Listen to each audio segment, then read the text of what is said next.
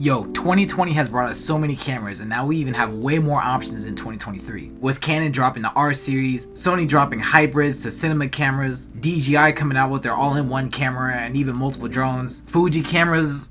Okay, I don't really know that much about Fuji cameras, but Nikon even stepping out of their meme culture. Regardless, there's so many options, and filmmaking has become 8 times more easier than ever since with AI, free softwares, and high quality phones. But today, we're gonna be discussing about the 2 most popular cameras out there, which is full frames and also Micro Four Thirds. I wanna talk about the pros, the cons, and also the benefits between what these cameras have to offer.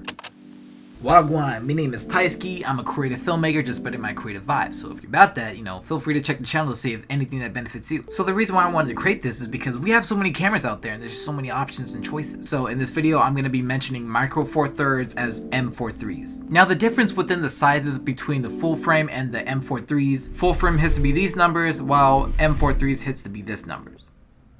So let's break down and talk about full frame cameras and the pros that it has to offer. As most people are interested into, better low light performances. Larger sensors can be captured with more light, which means they can produce more cleaner and less noisy images within low light situations. They're also good with shallow depths of field. A larger sensor can achieve shallow depths of field, which can create a more cinematic looking with a blurry background and even a sharper foregrounds, which also happens to have better dynamic range. Full frames can capture a wide range of tones with the deep shadows and bright highlights, which means you can get way more details within your images. And also, not to mention, if you shoot in some form of log form, you get even 3 times better more onto that. Now, full frame's been out for mad long, so you have even way better lens options. Now, full frames have been in the game, so they have so many lenses that you can even get through compared to Micro Four Thirds. Okay, yeah, there's some good pros against full frames, but what about the cons? Well, first of all, the weight.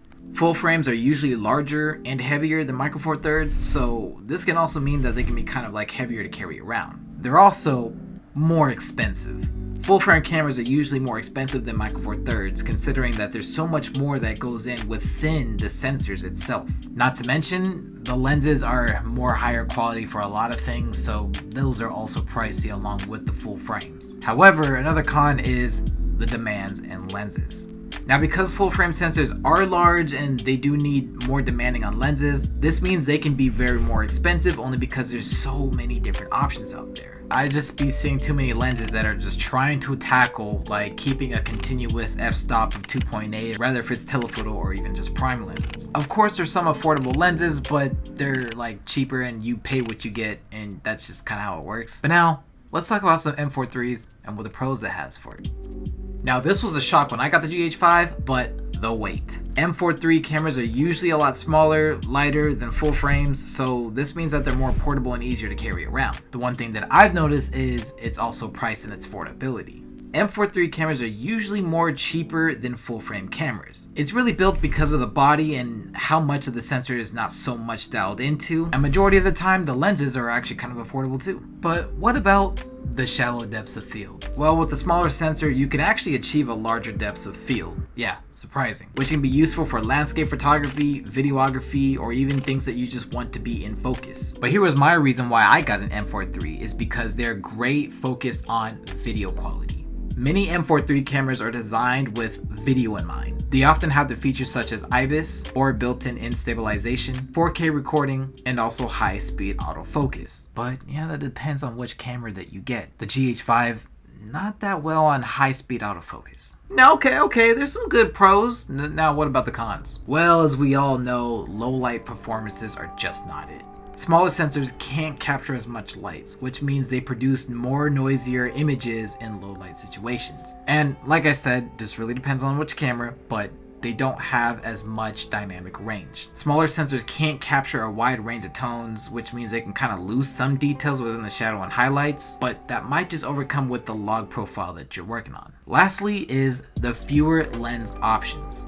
M4.3 cameras haven't been in the game for that long, so this means that there's lesser available lenses than what full frames have to offer. But even though that the lenses are even way more affordable than full frames, there's just not that much that you can think about. However, I found some good affordable lenses for the GH5, so if you want to check that out, you can check all that up right there. So with full frames and M4.3s, who is it even really for? Or you want both of them?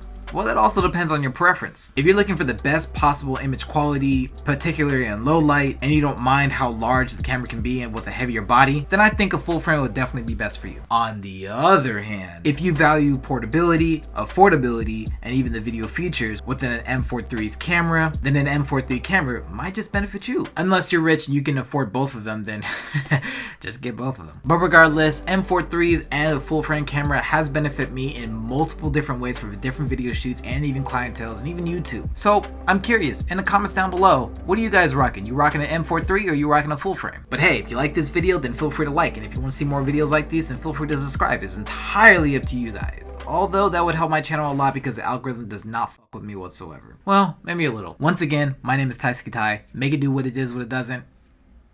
I'm gonna catch y'all in the next video.